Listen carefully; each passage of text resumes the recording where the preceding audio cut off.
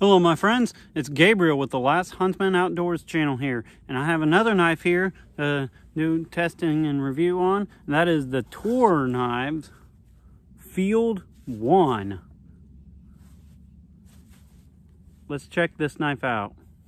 Alright, so here we have the Toor Knives Field 1. It has right around a 6-inch blade, 3/16 thick. This particular model, now there is several different renditions of it, but this one has what they call their like moss Cerakote, and has walnut kind of fluted handle scales with copper liners, which is it's a really cool combination and package with all that. And the steel that they chose for this is CPM 154. Now, don't get that confused with 154 CM. CPM 154 is actually a much higher quality steel, and it came in a really nice case and overall presentation. And the sheath that it came with is this leather sheath, but it's definitely set up where it can take just about any belt attachment. I'm going to do some delimming here, just kind of test out the chopping ability. Like I said, this knife feels very similar to me as the Tops Tex Creek XL. It kind of has the same size and feeling, even though this one is just a much higher quality than the Tops. And it has a high saber grind, and with that CPM 154 steel, it actually is doing the trick pretty good here.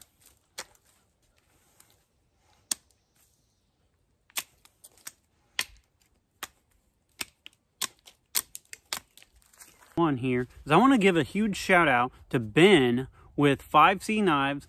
As far as I know, he's just on Instagram. He does a lot of like little knife videos, knife reviews and stuff, but I want to give a shout out to him on Instagram just because, and he's on Vero too. Be sure to check out Vero. Instagram is being super retarded about knife stuff anymore, so be sure to check him out on Vero and Instagram, because he lended me this Toor Knives, so I'm going to be sure to send it back to him as soon as I'm done with the review. So one is I'm going to just do some good old customary batoning here. This is a 6-inch blade, so it's not going to be some super heavy batoner, but with a high saber grind, it actually does pretty good.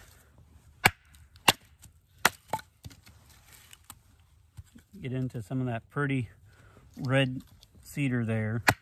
It's almost more like a purple color, but yeah, it does really, really good. Here, we'll even get some finer pieces right through that knot. And from what I've seen, this CPM 154 is actually some pretty tough steel. It's a stainless steel, but it's actually a really premium steel. It does. Now, I will say this is not the factory edge. When I got this knife, I'll be honest, I was not like totally impressed with the edge.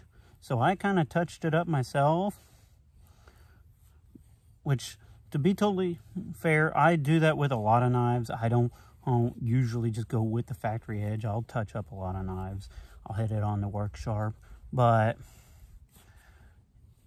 it does take an edge pretty good, and sometimes it's kind of nice just to kind of get a feel for how well and easy a knife is to sharpen. And the 154 CM or CPM 154 actually did pretty decent on knife sharpening. It didn't really seem like it was too terrible to sharpen at all, honestly. Does some fine feather sticks pretty good. All right, so here's a comparative option to the Field 1. Is I have the Spartan knives in collaboration with K-Bar, the Harsey Fighter. Both of them has about a 6-inch blade. Both of them overall is about the same overall length and such. They both kind of are of that like field tactical bush use kind of knife. So just to kind of give you some perspective, One thing to kind of take note on though, is you could buy 2 of these for the price of this. Now this does have a much higher end steel, so that is kind of, and it does have some nicer fit and finish and materials and such. So, you know, just something to kind of take note on. We're talking about the leather sheath. We'll just kind of get into some of the details. It is a leather sheath. It is pretty well put together. I will have to give it that. It locks in pretty securely. We'll just see. I mean, it actually holds it pretty tightly. I'm sure if you just, well, I mean, I'm shaking it pretty hard and it's not just popping out. It does actually kind of have a bit of a click in there. So overall, I like the sheath. It looks really nice. One little thing that I kind of can complain about with the sheath, or it's not even so much the sheath itself, but as it comes out of the box, there is nothing to attach it to your belt. So you're kind of on your own figuring that out. It does have some pretty standard holes there though, so you can mount like a tech lock or something like that on there. I would have liked to have seen something with a bit more of a drop on it, just with this type of knife. I don't think you'd want to have it just like directly on your hip. I think just a tad bit of a drop would have been nice to see with this knife.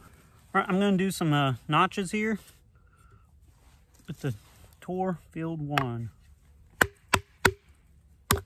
Start off with a square notch here.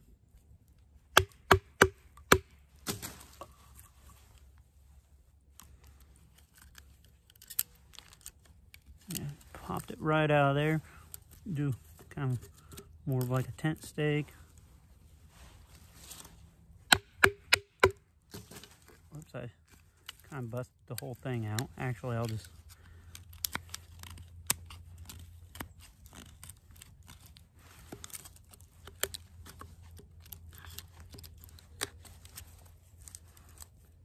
pretty decent. Actually, I'm going to do cross grain baton here too. Just really put that edge to the test a little bit. Just like that. All right, so I'm going to just do some light chopping with this knife. This is not going to be a chopping knife, and especially with the way the handle is, just kind of where it's straight off the back, it's kind of going to make it a little lackluster, honestly. But the blade actually is pretty well shaped, but I'm going to just do a little bit of light chopping here and kind of get a feel for it.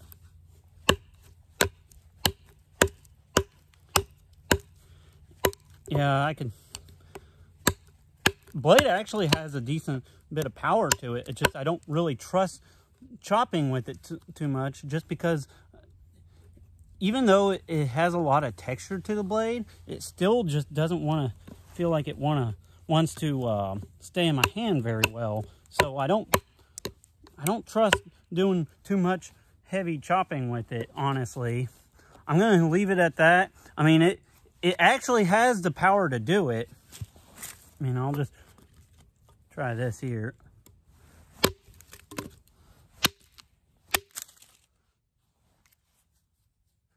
I mean, it popped right through that piece of cedar.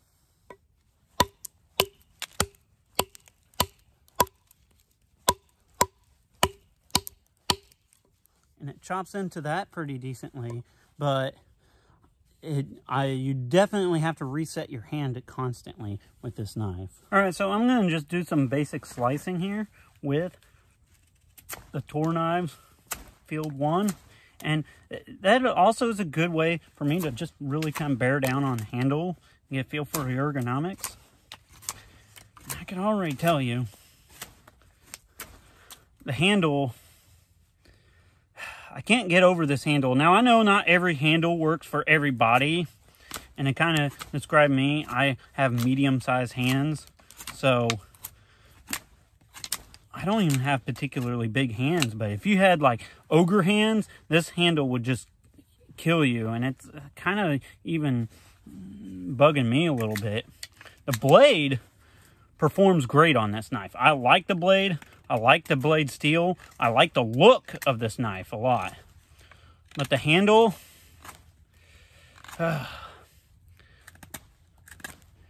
It reminds me a lot of the Tops Tex Creek, but even worse. Because the Tops Tex Creek was just really narrow and really thin handle, and it just didn't really have much to grab onto, and it would kind of cramp your hands up. This is like that, but even worse. It right through here, when you're like trying to grab onto it and do, you know, your ninja grip to it, it really just wants to cramp your hands up. And it's so narrow through here. And then even when I was chopping with it, you know, it doesn't have any kind of a bird's beak on it or anything like that. So, you know, with something about this size, to me, I think a knife that's, you know, in the 6-7 inch range should have some kind of chopping ability. But this knife doesn't really chop really well, and it's not because of the blade. The blade profile and design is actually pretty good, but because it just is straight back like this, it just wants to slide out of your hands, which to me, I hate to say it this way, but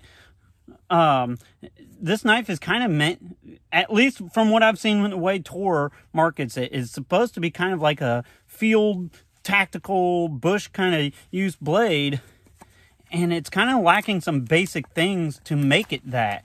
And I feel like this blade actually has a lot of potential. I like it overall.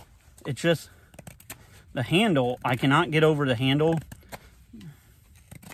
All right, so another test I'm going to do is a stabbing / tip test. This does have a pretty deep guard on it. We'll try it out here. Okay, get a lot of finger bite with that guard, but we'll give it, it's not going to let me slip forward. Ooh, yeah, that hurts. Now, granted, I'd rather it abruptly stop me than me slide up onto the blade. That would really suck.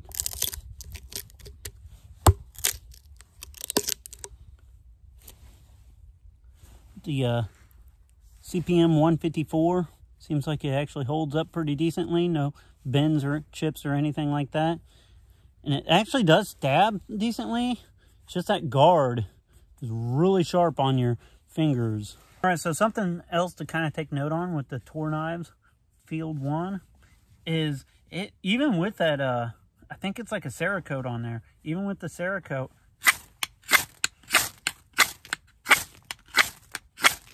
it does have a pretty nice sharp spine on there.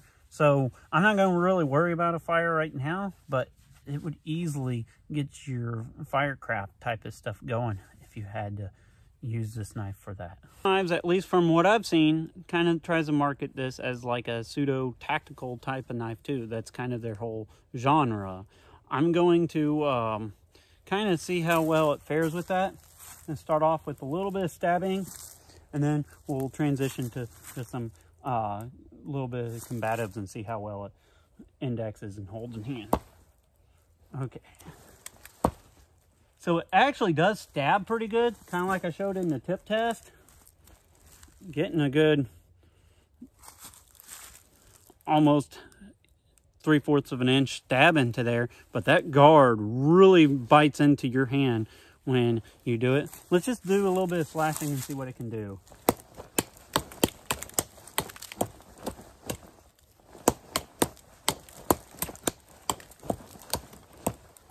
So it's actually fairly quick in hand. That handle being so narrow, I did feel it want to slightly rotate, but it wasn't too bad, especially if I was holding it kind of with a handshake grip. And maybe that's what this whole knife is kind of designed around, is like a specific handshake type of grip. But for me, I would think like a tactical knife, at least ergonomically, would be good with just a basic hammer grip, a handshake grip, or even like a reverse grip. And there's kind of a few things, like I said, with just this kind of the straight back on it, and just how thin and narrow it is. Would it work for a tactical knife? Yes, it would. And maybe that's kind of what it's mainly geared towards. But it does have a little bit of ergonomic issues. All right, so I'm going to wrap up the review of the Toor Knives Field 1.